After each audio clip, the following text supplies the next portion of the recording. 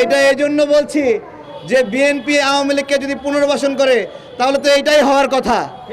শেখ হাসিনা রাষ্ট্রপতি হবে, বেগম জিয়া প্রধানমন্ত্রী হবে, তাই না? আসলে কি তাই হবে?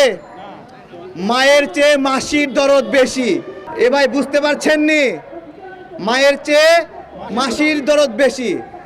বিএনপি আওয়ামী লীগ সাপে নেউলে সম্পর্ক। বিএনপি নাকি আওয়ামী লীগকে পুনর্বাসন করবে।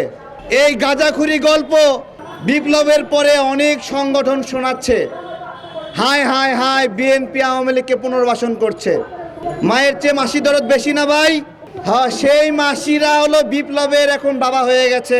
আমার কথা হলো, যখন সংকট আছে তখন কেউ জন্মদানের কথা স্বীকার করে না, বুঝছেন? যে আমি এই বিপ্লবের একজন নেতা, এটা সংকটের সময় স্বীকার করে না, কিন্তু সংকট চলে যায় তখন বিপ্লবের অনেক বাবা হয়ে যায়।